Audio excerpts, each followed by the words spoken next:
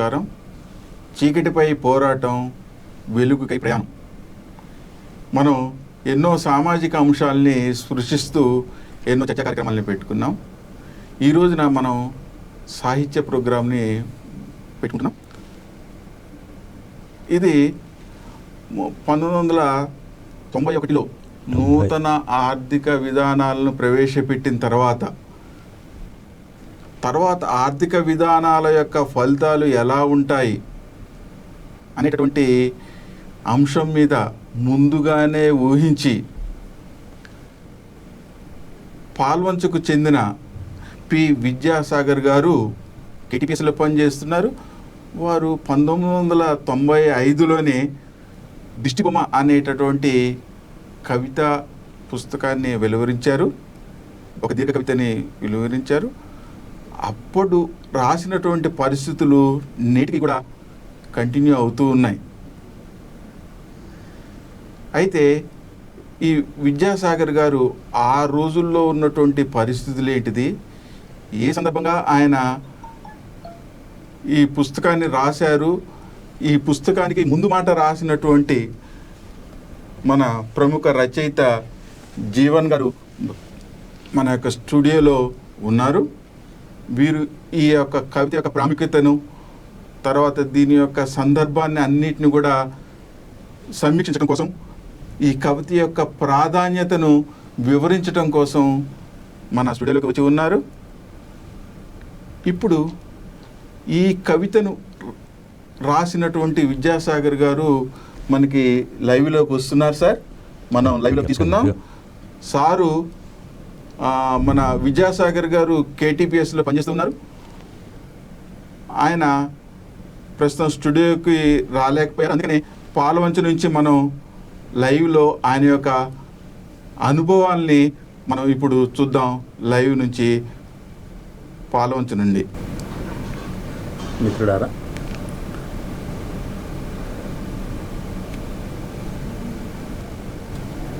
మిట్టి 9 ప్రేక్షకులందరికీ నా శుభాకాంక్షలు. ఈరోజు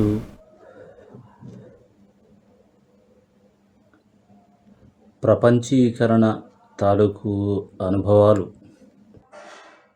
రాజకీయాల పరిధిని దాటి మధ్యతరగతి ప్రజల్ని కూడా దాటుకొని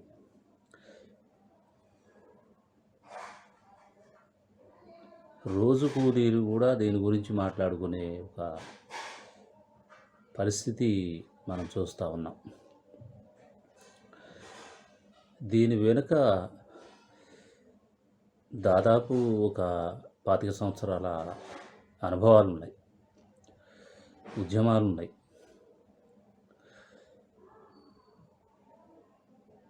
ఇప్పటికీ ఎందుకు మనం దీని గురించి మాట్లాడుకుంటున్నాం, ఆందోళన చెందుతున్నాం అనేది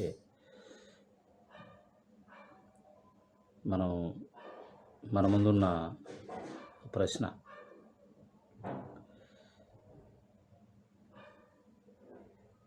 ముఖ్యంగా దిష్టిబొమ్మ దీర్ఘకావ్యం సామ్రాజ్యవాదానికి వ్యతిరేకంగా ఎందుకు రాయాల్సిన పరిస్థితి ఏర్పడింది, ఆ రోజు ఉన్నటువంటి వాతావరణం ఏమిటి, అప్పుడు నాకున్న అవగాహన ఏమిటి, ఇప్పుడు దాని మీద నాకున్న అవగాహన ఏమిటి అనేది చూస్తే అది ఇంకా చాలా విస్తృతమైందిగానే కనిపిస్తూ ఉంది. 1995 నాటికి అది రాసేటప్పటికి నేను ప్రజారచయితల సమైక్యలో సభ్యుడిగా ఉన్నా.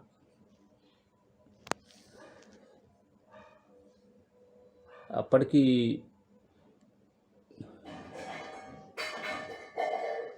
ఈ కల్చరు అప్పుడు ఈ స్థాయిలో లేదు. ఎందుకు నేను ఇది అప్పట్లో రాయటానికి కారణం ఏంటంటే,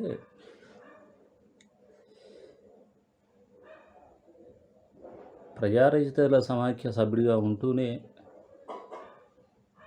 విద్యార్థి సంఘంలో అటు ఐఎఫ్టీయూలో తిరుగుతున్న క్రమంలోనే విలేజ్ క్యాంపులకి బాగా తిరిగేవాడు. అప్పుడు దాని తాలూకు ఛాయలు నాకు సంతల్లో కనిపించాయి. గిరిజన ప్రాంతాల్లో జరిగే సంతల్లో ఆ వస్తువులకి సంబంధించి వస్తు వ్యామోహానికి సంబంధించి వస్తున్నటువంటి మార్పుల్ని నేను కొంచెం గమనించాను. అప్పటికే అంతో ఇంతో కార్మిక వర్గంతో, రైతులతో, వాళ్ళతోని సంబంధాలు ఉండటం వల్ల ఆ ఛాయలు వచ్చేసినాయి. సరళీకృత ఆర్థిక విధానాలు, లాకౌట్లు, ఆర్థిక మాంద్యం, అనేక దేశాల్లో ఉన్నటువంటి ఆర్థిక సంక్షోభాలు, సోమాలియాలో ఏం జరుగుతుంది, రువాండాలో ఏం జరుగుతూ ఉంది, ఈ WTO అంటే ఏమిటి, అసలు దీని వెనక ఉన్న నేపథ్యం ఏమిటి, దీని రూపం అంతకుముందు ITO పేరుతో ఎట్లా ఉండేది 1940 ప్రాంతంలో, 47 నాటికి ఇది ఎట్లా ఘాటుగా రూపాంతరం చెందింది, దీన్ని ఎస్టాబ్లిష్ చేసుకుంటా తృతీయ ప్రపంచ దేశాల మీద తృతీయ ప్రపంచ దేశాల మీద సామ్రాజ్యవాదం ఎట్లా ఈ పేర్లతోని, ప్రపంచ వాణిజ్యం పేరుతోని ఎట్లా దీన్ని నియంత్రించాలని చూస్తుందనేది నాకు కొంత అవగాహన వచ్చింది. ఈ క్రమంలోనే ఈ లిబరలైజేషన్ అని, ప్రైవేటైజేషన్ అని, గ్లోబలైజేషన్ అని, ప్రపంచీకరణ, ఏ పేర్లు పెట్టుకున్నా కూడా దీని అసలు రూపం మాత్రం సామ్రాజ్యవాదం. అందులో భాగంగానే నేను దీన్ని కవిత్కరిస్తూ వచ్చా. కానీ దీనికి కొంత స్టడీ కూడా చేశాను. ప్రపంచవ్యాప్తంగా ఎట్లా పరిణామాలు చెందుతూ ఉన్నాయి, అభివృద్ధి చెందుతున్న దేశాలని ఎట్లా తొక్కిపట్టే ప్రయత్నం చేస్తున్నారు, పెట్టుబడిదారికి అనుకూలంగా ఉండే దేశాలు ఎలాంటి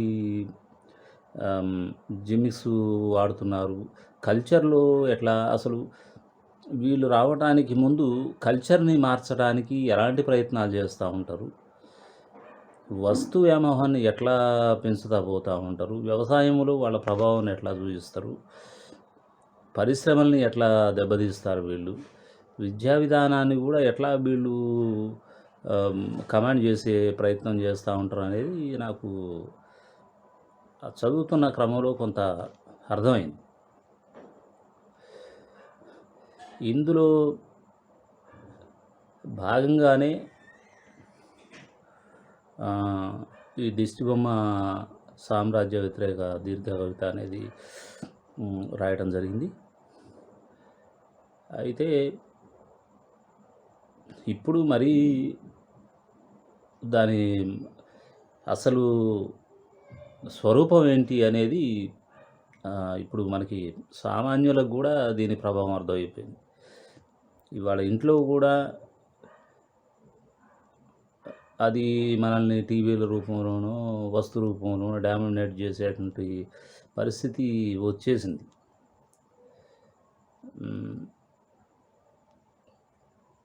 అప్పట్లో నాకు ఇది రాయాలనిపించడానికి, ఇంత అవగాహన రావడానికి, అధ్యయనం చేయడానికి కారణం కూడా ఆ రోజుల్లో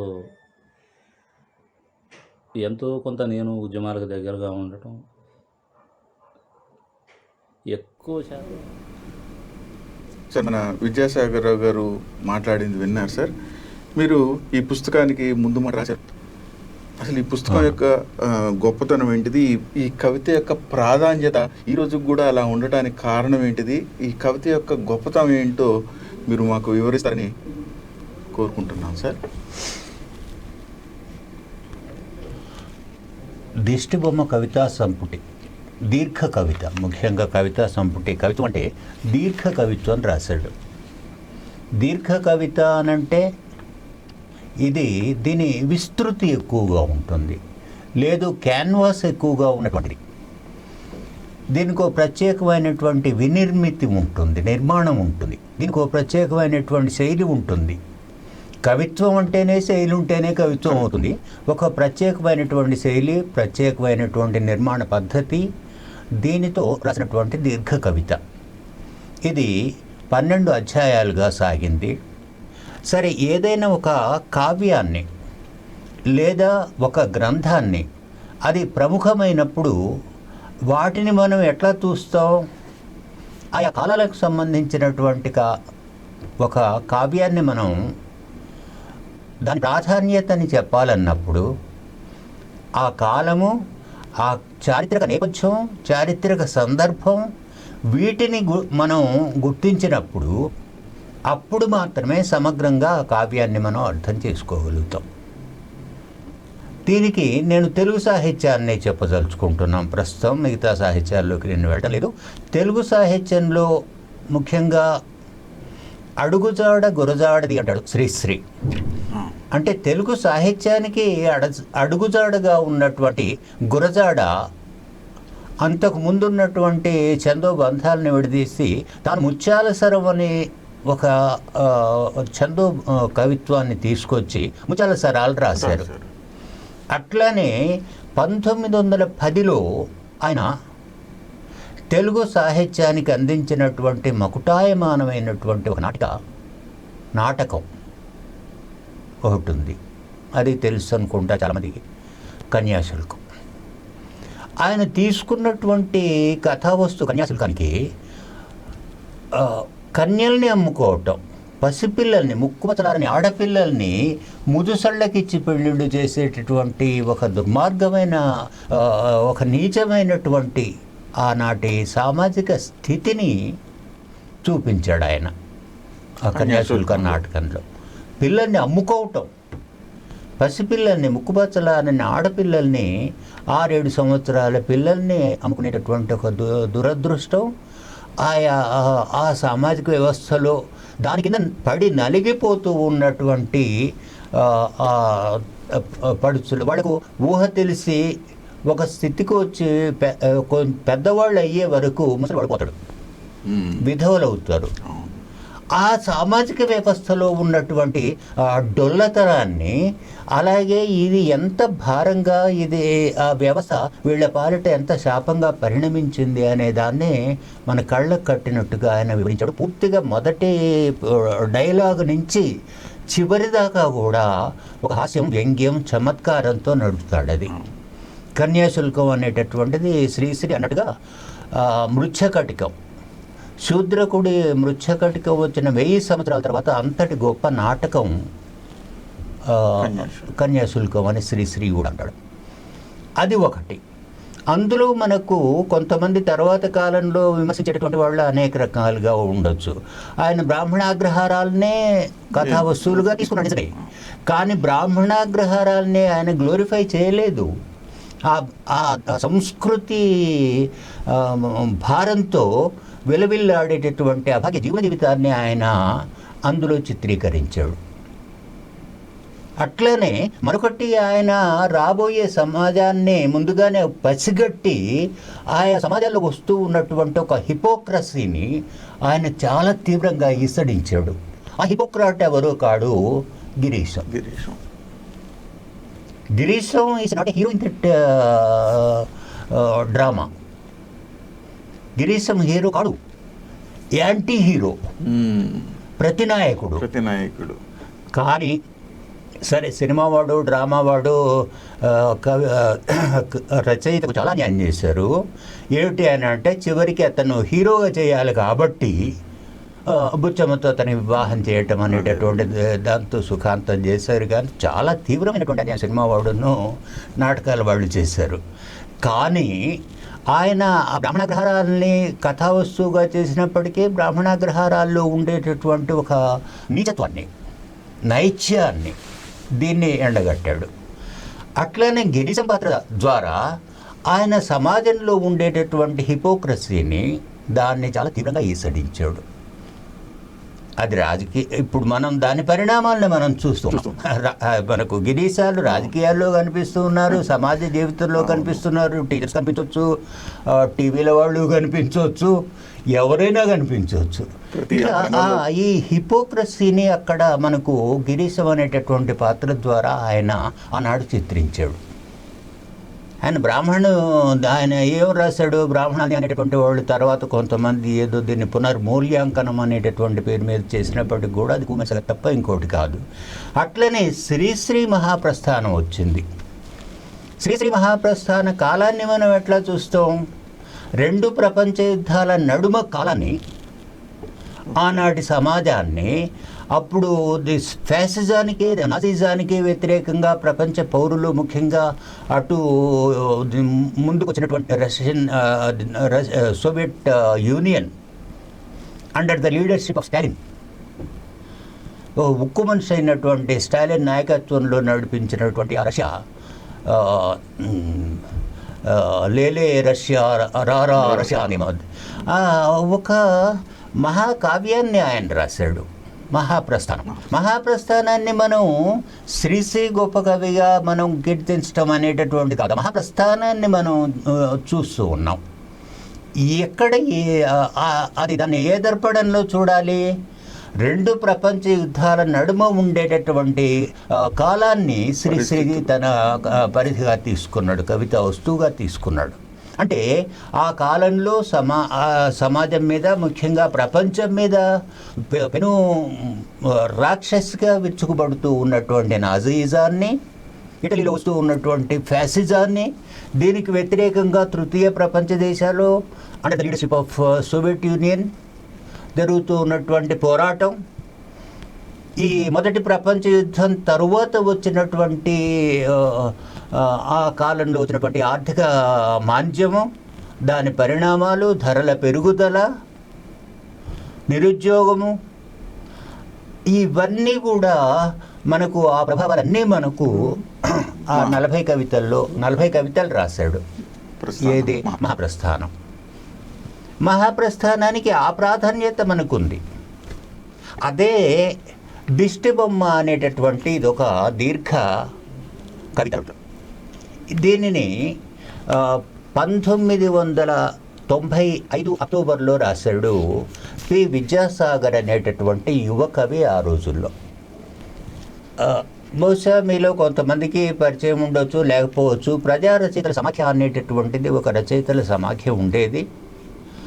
దాంట్లో సరే నేను కొంత భూమిక తీసుకున్నప్పటికీ నాతో పాటు అరణ్యకృష్ణ కావచ్చు, లేకపోయినట్టయితే ఇక్కడి విద్యాసాగర్ కావచ్చు, సతీచంద్ర కావచ్చు, అటు తర్వాత తెలుగు సాహిత్యంలో గొప్ప విమర్శకుడు, కవి అయినటువంటి అదేపల్లి రామ్మోహన్ రావు గారు కావచ్చు, ఇట్లా ఇటు యువ కవులతో పాటుగా మిగతా గొప్ప కవుల్ని కూడా తనలో ఇముడ్చుకోగలిగినటువంటి ఒక వారసత్వాన్ని ఆ రోజుల్లో ప్రజారస చూపించగలిగింది ప్రజా రచయితల సమాఖ్య. ఆ ప్రజా రచయితల సమాఖ్య నుంచి వచ్చినటువంటి ఆనాటి యువ కవి విద్యాసాగర్. నిజానికి ఈయన అప్పటికి గొప్ప యూనివర్సిటీలో చదువుకున్నటువంటి వాళ్ళు కాడు, గొప్ప మేధావి కాడు, ఎకనామిస్ట్ కాడు. కానీ ఈ పోయం లోపలికి పోయినప్పుడు ఆ కాలాన్ని మనం అతను ఎంతగా విశదీకరించాడు అనేది దాన్ని మనం చూడాలి. అంటే ఒక సాహిత్యాన్ని గురించి మాట్లాడమని అన్నప్పుడు వేరే ఇంకొక అంశాన్ని నాకు మొదట్లో ఇచ్చినప్పటికి కూడా నేను కాంటెంపరీ విషయంలోకి వచ్చేటప్పటికి ఇప్పటికి కూడా దాని యొక్క ప్రాసంగికత ఉంది అనే సందర్భంలో చెప్పేటప్పుడు నేను విద్యాసాగర్ రాసినటువంటి ఇది కవిత దిష్టిబొమ్మని దాని మీద నేను మాట్లాడతాను అనేటటువంటిది నేను ప్రపోజ్ చేశాను. ఎందుకు చేయాల్సి వచ్చింది అని అంటే, ఇది అక్టోబర్ 1995లో రాశాడు అనేది చెప్పే, అంటే 26 సంవత్సరాలు అయింది. 25 సంవత్సరాలు నిండిన సందర్భంలో ప్రజా సాహితీ అనేటటువంటి ఒక లిటరరీ మ్యాగజైన్ సాహిత్య పత్రిక, మాసపత్రిక. దీన్ని ఆ సంవత్సరం పొడుగుతా రోజుకొక నెలకొక అధ్యాయం చొప్పున 12 అధ్యాయాలని వేసింది. అలాగే ఈ 25 సంవత్సరాలు నిండిన సందర్భంగా అనేక సాహిత్య పేజీల్లో దీని మీద విస్తృతమైనటువంటి చర్చ జరిగింది. అందువల్ల అంటే దీనికి ఏదో ఒక ప్రాధాన్యత, వీటి వల్ల కేవలం ప్రింటింగ్ వల్లనో లేకపోయినట్టయితే నలుగురు నాలాంటి వాళ్ళు లేకపోయినట్టయితే మరి కొంతమంది సాహిత్య విమర్శకులు చేసినటువంటి విషయం వల్లనో దీని ప్రాధాన్యత రాలేదు.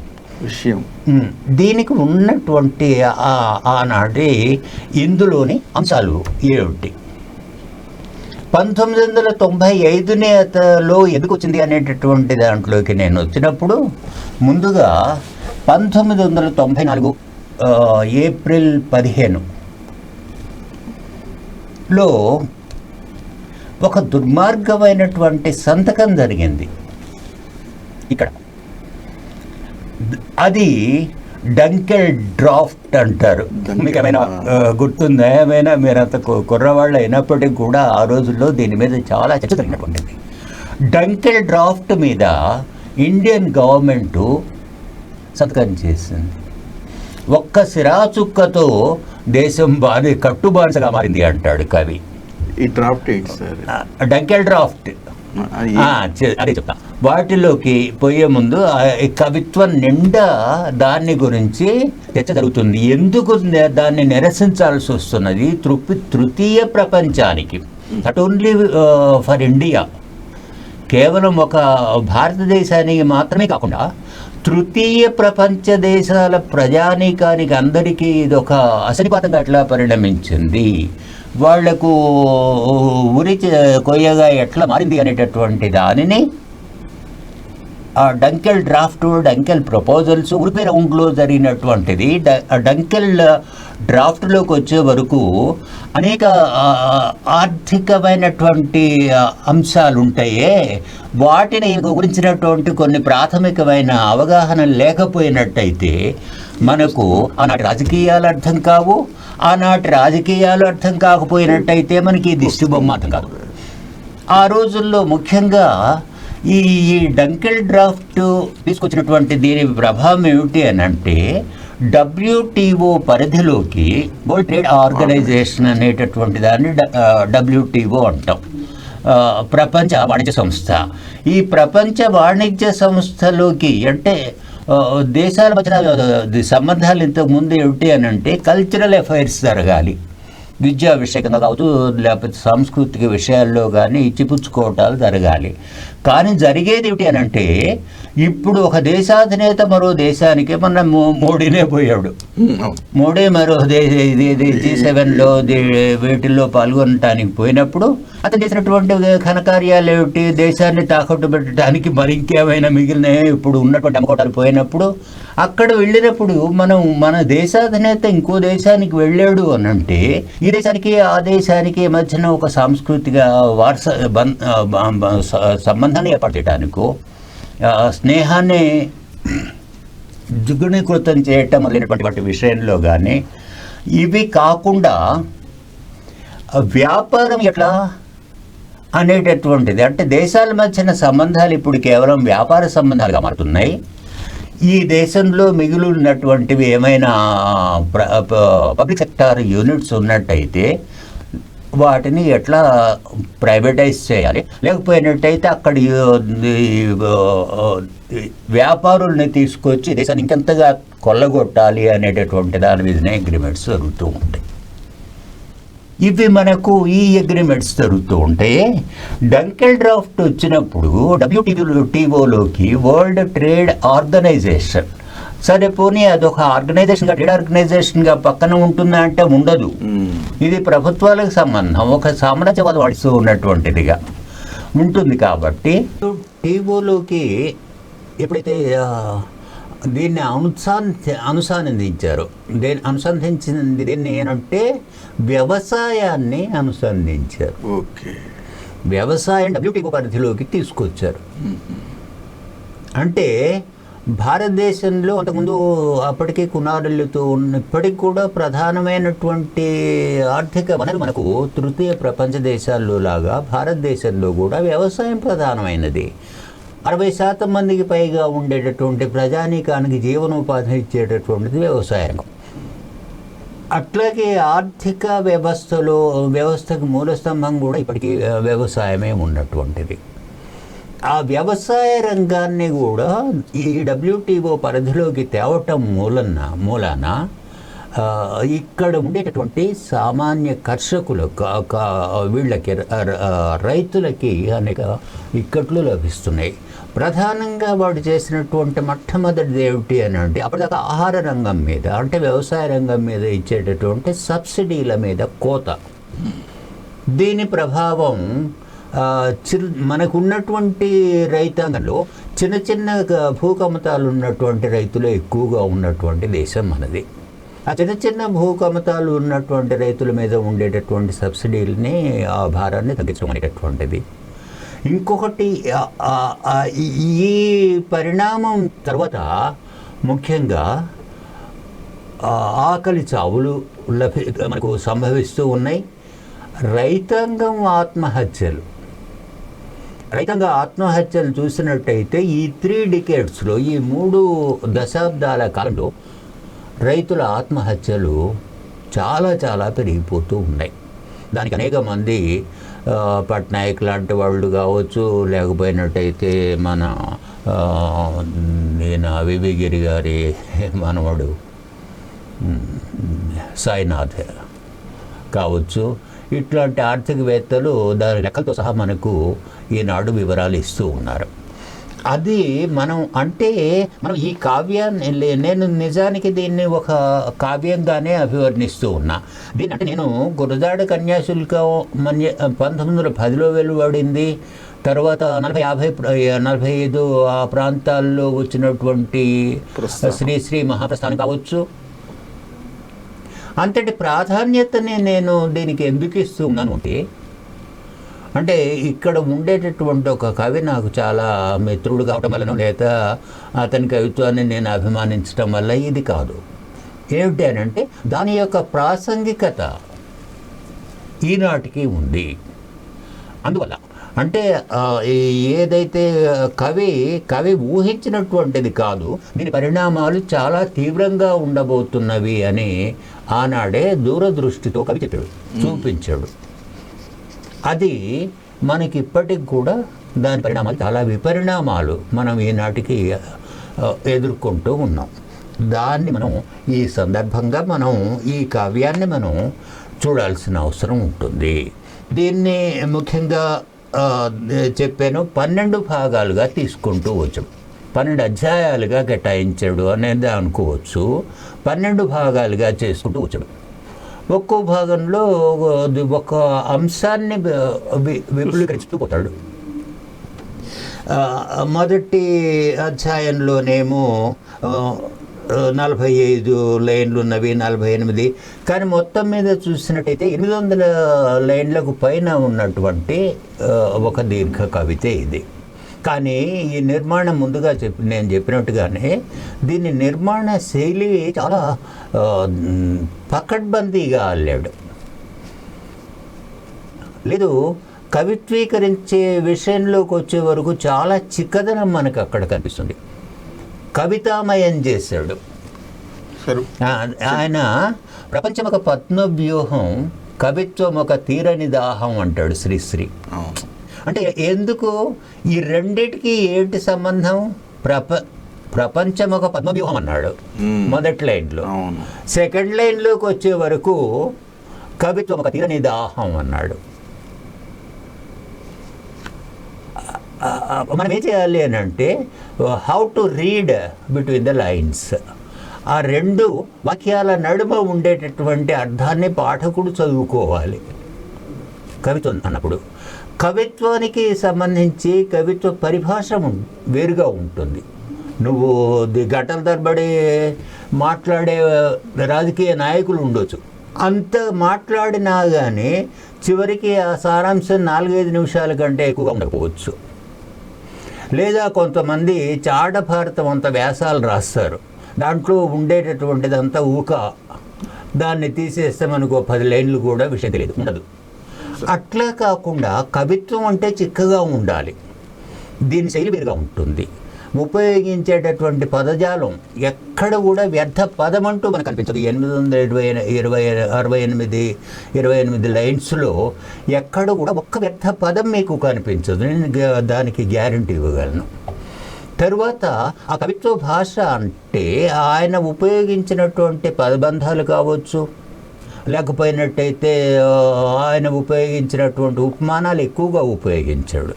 ఉపమానాలు ఫలానా లాగా ఉంది అని చెప్పటం, ఈ ఉపమానాలు కావచ్చు, ఇవన్నీ కూడా ఈ భావచిత్రాలు, పదచిత్రాలు, ఇవన్నీ కూడా సందర్భోచితంగా చివరిదాకా పాఠకుణ్ణి కదిలించేటటువంటి కవిత్వంతో రాశాడు. Okay sir. అయితే ఇప్పుడు మీరు ఈ పుస్తకంలో ఉన్నటువంటి 12 భాగాలు అంటున్నారు కదా, 12 అధ్యాయాలుగా రాశారు. అవును. కొద్దిగా వివరించండి సార్ మా పాఠకులకి, ఎందుకంటే కొద్దిగా పుస్తకంలో ఏముందని అనేది మనకు తెలుస్తున్నా.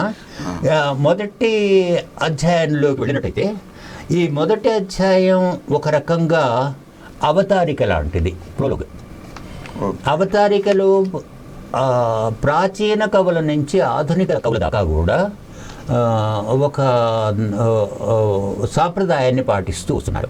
ఏమిటా సాంప్రదాయం అంటే, తాను ఏమి రాయబోతున్నది, దేని గురించి రాయబోతున్నది అనేటటువంటి విషయాల్ని స్థూలంగా, నీకు నన్నయ్య కావచ్చు, తిక్కన కావచ్చు, లేకపోయినట్టయితే కాళిదాసు కావచ్చు, వ్యాసుడు కావచ్చు, శ్రీశ్రీ కావచ్చు, లేకపోతే మరోహళ్ళు కావచ్చు. దీంట్లో మనకు ప్రోలోగ్లో తాము ఇది ఏ విషయాన్ని రాస్తున్నాం అనేటటువంటిది ఉంటుంది. అట్లాగనే ఈ మొదటి అధ్యాయంలో ఆయన రాసినటువంటిదంతా కూడా ఇది అవతారిక లాంటిదే. ఈ అవతారిక కొంచెమేముంది, ఒక చిన్నదే కాబట్టి 1-2 నేను చదివి పాఠకులు, ఎందుకంటే so that they can understand what the poem stands for. నిన్న ఉరికంబం మీద నిలబడి ఊహించిన కలన్ని నేడు పీడకలలై వెంటాడుతున్నాయి. నిన్న ఉరికంబం మీద నిలబడి ఊహించిన కలలన్నీ నేడు పీడకలలై వెంటాడుతున్నాయి. దేశం కోసం పోరాడిన వారంతా దారి తప్పిన దేశాన్ని చూసి బ్యాలెట్ పెట్టెల మీద తలలు బాదుకుంటున్నారు. సంక్షోభం చివరి అంచున ఒక భయానక దృశ్యమేదో ప్రాణవాయువు మీద కార్బైడ్ విషవాయువులా కమ్ముకుంది. డాలర్ సంక్షోభం బద్దలై ఏ పరిణామ సిద్ధాంతానికి అంతపట్టని దిష్టిబొమ్మ ఒకటి హఠాత్తుగా ఊడిపడి మనిషి భవిష్యత్ మీద ఊరేగుతోంది. కంటికి కనిపించని కుట్రొకటి మాయల ఫకీరు మతదండ నుండి లేచి ప్రపంచ పటం మీద డేగలా వాలింది. యుద్ధంలో కత్తులు దూసి నెత్తురు పారించటం నిన్నటి చరిత్ర అయితే, పుట్టే ప్రతి బిడ్డనెత్తిన జుట్టుకు బదులు అప్పులు మొలిపించటమే నేటి చరిత్ర. ఈ 21వ శతాబ్దంలో మనిషి కలలు కననక్కర్లేదు, కలలే మనుషుల్ని కంటాయి. మనిషి కన్నీళ్లు కార్చనక్కర్లేదు, కన్నీళ్లే మనుషుల్ని బొట్లు బొట్లుగా రాలుస్తాయి. మనిషి సృష్టించిన అదనపు విలువలు మనిషినే పీక్కు తింటున్న చోట, ఈ జెండాలు ఎంగిలిమెతుకుల కోసం ఎన్నికల సాక్షిగా ఆత్మల్ని అమ్ముకునే చోట మనిషి మరోసారి బానిసైపోతున్నాడని చెప్పటానికి కంప్యూటర్ పంచాంగాలక్కర్లేదు. జెండాలు నిద్రపోతే పోవచ్చుగాక, పార్లమెంటులు, అసెంబ్లీలు 3 కోతుల్లా కళ్ళు చెవులు నోరు మూసుకుంటే మూసుకోవచ్చుగాక. ఆగస్టు 15 ముందు వెనుక ఏం జరుగుతుందో నేను పసిగడుతూనే ఉన్నాను. దిష్టిబొమ్మ మెస్మరిజంలో దారి తప్పిన దేశాన్ని చూసి ఎందరో వీరుల త్యాగాలు పార్లమెంటు సమాధిలో పైకి తేలి గుండెలు బాదుకుంటున్నాయి. నేను ఏమి మాట్లాడుతున్నానో, ఎవరి గురించి మాట్లాడుతున్నానో, దేన్ని గురించి ఆందోళన చెందుతున్నానో నీకు అర్థం కావటం లేదు కదూ. ఇట్లా ఇక్కడ ఒక 2-3 ప్రతీకల్ని వదిలాడు. దిష్టి బొమ్మ అనేటటువంటి ఒక ప్రతీక, ఈ కావ్యం ఒక ప్రతీకాత్మకంగా రాశాడు, ఒక సింబల్గా. సింబల్. ఈ దిష్టి బొమ్మ అనేటటువంటి దేనికి సింబల్? మధ్యన మరొకటి చూపించడు, మాయల ఫకీర్ అని వస్తాడు, వీడు మాయల ఫకీర్. ఇది దిష్టి బొమ్మ. ఇది ముఖ చిత్రం చూడండి, పాఠకులైనా ఇప్పుడు శ్రోతలైనా చూడొచ్చు. ఇది దిష్టి బొమ్మ అయితే కింద నీడలా పరుచుకున్నటువంటిది మాయల ఫకీర్. దిష్టి బొమ్మ ఎవరు? మాయల ఫకీర్ ఎవడు? దిష్టి బొమ్మ అంటే తృతీయ ప్రపంచ దేశాల యొక్క దళారీ పాలక వర్గం. ఓకే. తృతీయ ప్రపంచ దేశాల్లో దళారీ పాలక వర్గం దిష్టి బొమ్మలు. ఈ దళారీ పాలక వర్గాన్ని నడిపేటటువంటి సామ్రాజ్యవాదం ఏదైతే ఉందో వాడు మాయల ఫకీర్. అంటే ఈ మాయల ఫకీర్ చెప్పినట్టు బొమ్మలు ఆడతాయి కదా. కావ్యం అంతా కూడా దాని మీదనే నడుస్తుంది. ఇట్లా ఒక ప్రతీకాత్మకమైనటువంటి దీర్ఘ కవిత ఇది. ఈ ప్రతీక దిష్టిబొమ్మ అనేటటువంటి ప్రతీక ఏమో ఒక భారతదేశంలో దిష్టిబొమ్మ అనేది పాలక వర్గమే కాదు, దళారీ పాలకులు అని అంటున్నాం మనం. ఎందుకంటున్నాం వాళ్ళని స్టూజెస్ అని ఎందుకంటూ ఉన్నాం? వాడు చెప్పినట్టల్లా ఆడతాడు తప్ప మన పార్లమెంట్కి ఏముంది? ఇప్పుడు సంవత్సరం దాటింది. భారత రైతాంగం దుర్మార్గంగా చేసినటువంటి రైతాంగ చట్టాలు వాళ్ళ ఊరి కలిగినటువంటి ఆ 3 చట్టాలని రద్దు చేయమని సంవత్సరానికి దాటినటువంటి పోరాటం జరుగుతూ ఉన్నా కానీ వాళ్ళకి చెవులు వినిపించవు, కళ్ళు కనిపించవు అని అంటే అర్థమేమిటి? ఇప్పుడు ఈ దేశ ప్రజలది అయినట్టయితే ఈ దేశంలో ఉండేటటువంటి రైతాంగం ఘోష వాడికి వినిపించకుండా ఎట్లా ఉంటుంది? అందువల్ల ఈ దళారీ పాలక అంటే దీని ప్రాధాన్యత నేను ఎందుకు ఎంచుకుంటున్నానంటే అప్పటి నుంచి ఇప్పటిదాకా దళారీ పాలక స్వభావం అది. దళారీ పాలక వర్గ స్వభావం అట్లాంటిది అనేటటువంటి దాన్ని పసిగడుతూనే ఉన్నాం ముందు నుంచి కూడా. 67లో విప్లవాలు మొట్టమొదటిసారిగా ఇది అధికార మార్పిడి అని అన్నారు తప్ప దీని కారణాలు చెప్తూ వచ్చారు. చాలా సమాజంలో వస్తున్నటువంటి అని తర్మల్ నాగిరెడ్డి తాకట్లు భారతదేశం అనేటటువంటిది ఆ రోజుల్లోనే వివరించాడు. ఇదేమో మనకు మాయల ఫకీర్ అనేటటువంటి వాడేమో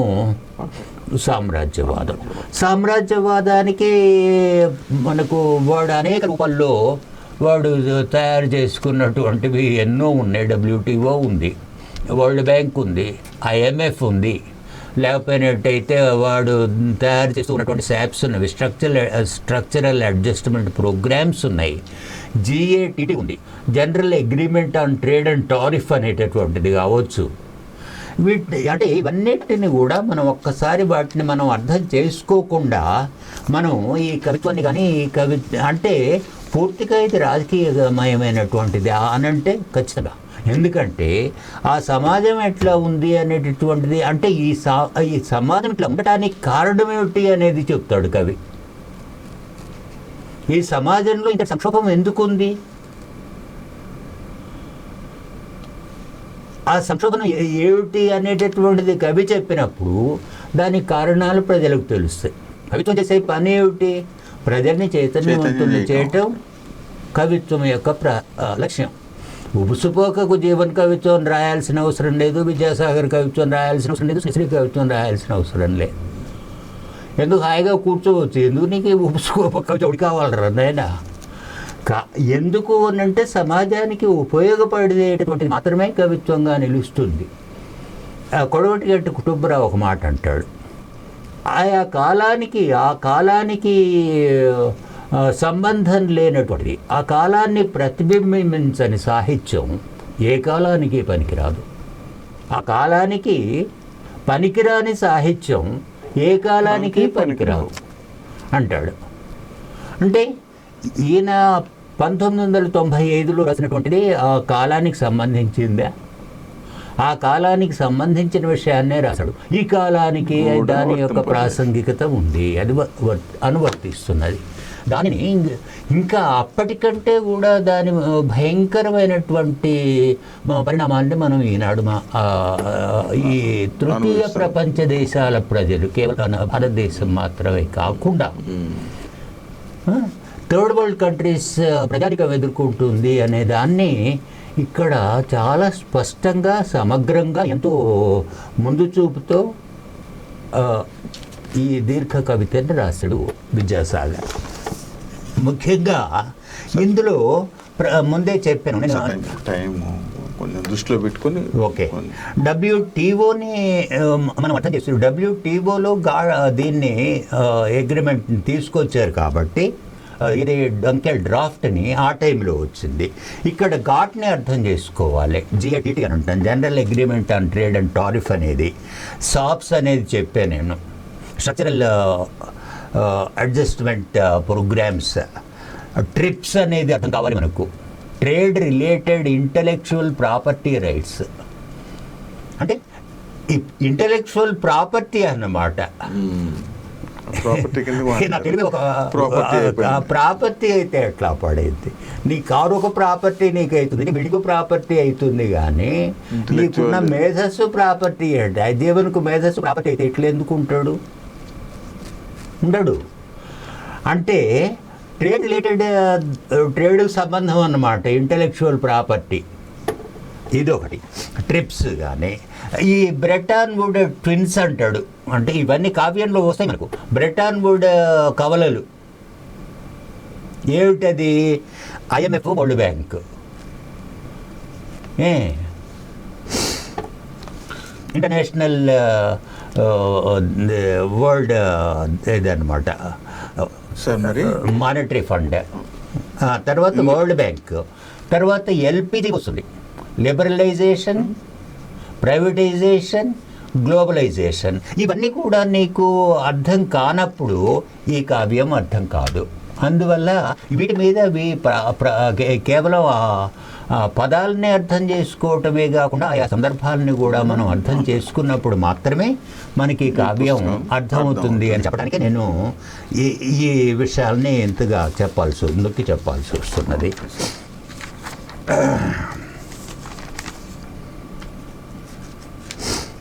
రెండో అధ్యాయంలోకి వచ్చినప్పుడు నేను కొన్ని మాత్రమే ఇక్కడ ఒకటిగా చూస్తాను.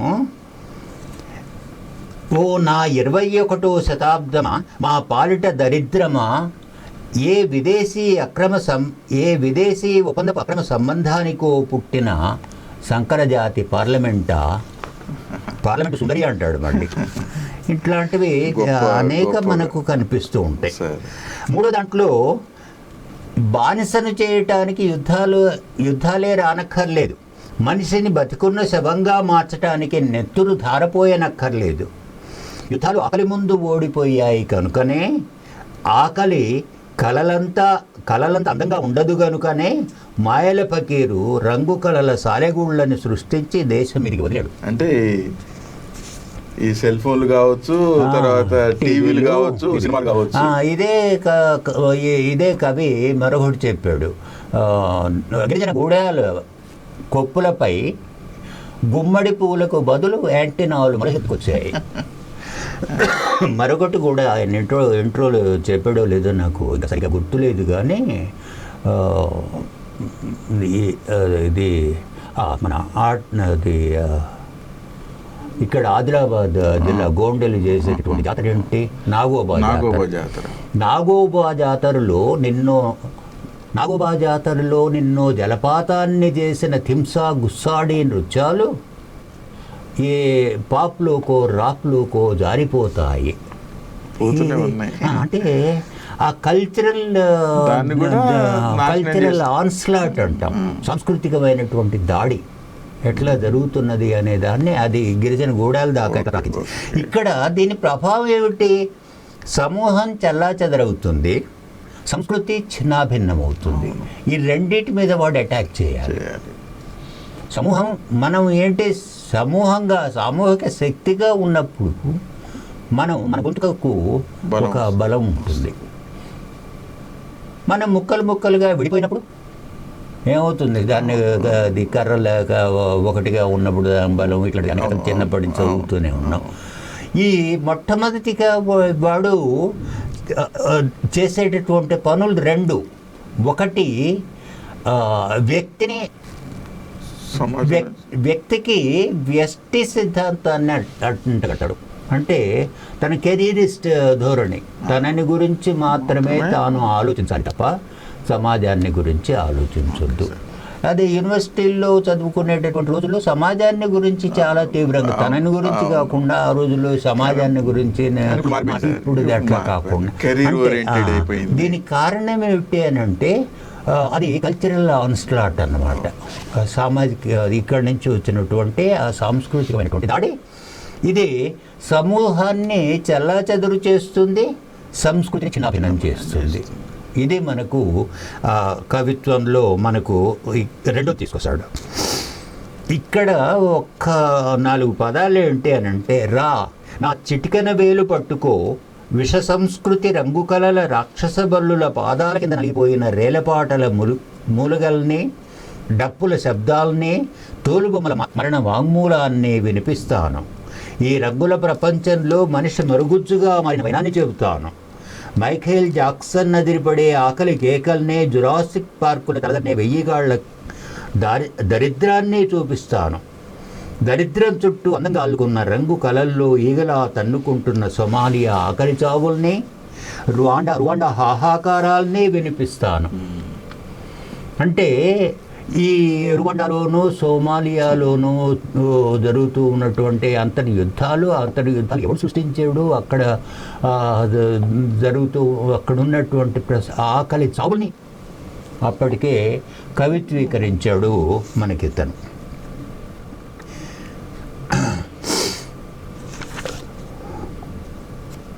కొందరు బానిసత్వానికి భయపడతారు, కొందరు దేశానికి భయపడతారు, మరికొందరు ప్రజలకు భయపడతారు.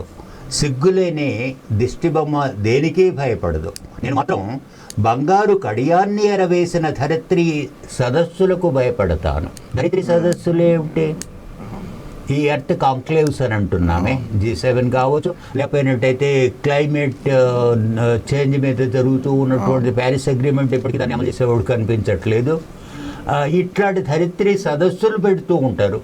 లేకపోతే అట్టయితే ఈ ఆయా దేశాల నాయకులు కలిసి ఆలింగనాలు చేసుకుంటున్న ఫోటోలు, లేకపోతే కరచాలనాలు చేసుకున్న ఫోటోలు మనకు టీవీల్లో బ్రహ్మాండంగా ప్రత్యక్షం చేస్తారు. కానీ జరిగినటువంటి కుట్రని ఎవడు చెప్తాడు? కవి తప్ప ఎవడు చెప్పడు. అది కవి మాత్రమే చెప్పగలడు. నేను మాత్రం బంగారు కడియాన్ని ఎరవేసిన ధరిత్రి సదస్సులకు భయపడతాను. విదేశీ కరచాలనాల్లో దిష్టిబొమ్మ నా జాతిని తాకట్టు పెడుతున్నప్పుడల్లా కనిపించని పరాయీకరణ నన్ను భయపెడుతుంది. ఇక్కడ చూడిగా విదేశీ కరచాలనాలు చేసేటటువంటి మన లీడర్స్ అందరూ కూడా వీళ్ళ అప్పుడు ఈ లీడర్స్ని ఏం చెప్పాడు? థర్డ్ వరల్డ్ కంట్రీస్ లీడర్స్ అందరినీ దిష్టిబొమ్మలుగా నేను చెప్పాడు కదా. దిష్టిబొమ్మ విదేశీ కరచాలనాల్లో నా దిష్టిబొమ్మ నా జాతిని తాకట్టు పెట్టినప్పుడల్లా కనిపించని పరాయీకరణ నన్ను భయపెడుతుంది. ఎగుమతి దిగుమతుల జూదంలో మనిషిని పణం పెట్టి వలయాలుగా విస్తరిస్తున్న మార్కెట్ ఎకానమీలు నన్ను భయపెడతాయి. ఇది ఆ కవిత్వం. అంటే దిష్టిబొమ్మ తన జాతినే తాకట్టు పెడుతూ, నువ్వు ఇప్పుడు మోడీ విదేశీ యాత్ర చేశాడు అని అంటే అర్థం ఏమిటి? మనకి ఇంకేమైనా మిగిలిన వాటిని ప్రైవేటైజ్ చేస్తున్నాడేమో, అమ్మబోతున్నాడేమో అనేటటువంటిది తప్ప మన దేశానికి ఏం ఒరగబెట్టబోతున్నాడు అనేటటువంటిది మనకు తెలియని విషయం కాదు. దీన్ని మనం కవులు ఇదిగో ఏప్రిల్ 15 1994లో డ్రాఫ్ట్ మీద భారత ప్రభుత్వం సంతకం చేసింది under the prime ministership of PV Narasimha Rao. The great Telugu prime minister అని అనుకుంటారే, ఒక తెలుగు ప్రైమ్ మినిస్టర్ దీని మీద సంతకాన్ని చేశాడు. అప్పుడు మన్మోహనుడు ఫినాన్స్ మినిస్టర్, ఆర్థిక మంత్రి మన్మోహన్ సింగ్. మన్మోహన్ సింగ్ని ఆర్థిక మంత్రిగా కూర్చోబెడితేనే ఈమె పంపిస్తానన్నది. అంతకు ముందు ఉన్నటువంటి ప్రధాని కొద్ది రోజులు ఉన్నాడు చంద్రశేఖర్ అని, ఆయన అప్పు ఎవడు పుట్టే మార్గం లేక మన దగ్గర ఉన్న బంగారాన్ని మనల్ని తీసుకుపోయి బంగారాన్ని కుదవబెట్టి అప్పు తెచ్చుకున్నాడు. ఇప్పుడు నాకు అప్పు కావాలి అని అంటే ఏం చేస్తావు, దేశాన్ని తాకట్టు పెట్టాలి. మరోసారి ఇంతకుముందే తాకట్టులోనే ఉంది, దానికి ఇతన్ని పెట్టారు. ఇతను మాత్రమే మీరు ఎఫ్ఎంగా తీసుకున్నట్టయితే, ఫినాన్స్ మినిస్టర్గా పెట్టగలిగినట్టయితే మేము తీసుకుంటాం అనేటటువంటిది. ఓకే, మనిషిని బానిసను చేయటానికి యుద్ధాలే రానక్కర్లేదు. నెత్తురుకు బదులు ఒక్క సిరాచుక్క చాలు, కుట్రకు ఒక్క సంతకం చాలు, అది మరణ వాగ్మూలమై చెప్తుంది. ఈ ఏప్రిల్ 15 అనేటటువంటిది 1994లో డంకె డ్రాఫ్ట్ సాక్షి. ఏప్రిల్ 15 సాక్షిగా డంకెలే గెలిచాడు, దిష్టి బొమ్మే గెలిచింది. మనిషి ఓడాడు, చరిత్ర ఓడింది, దేశం కోసం పోరాడిన వీరులు ఓడిపోయారు. దిష్టి బొమ్మ దేశాన్ని తాకట్టు పెట్టినప్పుడే నా జాతి డంకెలు చెప్పిన విస్తరి అయింది. కుక్క చెప్పిన విస్తరి అంటాం, కుక్కలు చెప్పిన విస్తరి. కానీ దేశాన్ని ఏం చెప్తున్నాడు, దేంతో పోలుస్తూ ఉన్నాడు? డంకెలు చింపిన విస్తరి అయిపోయింది నా దేశం అనేటటువంటి. అంతకంటే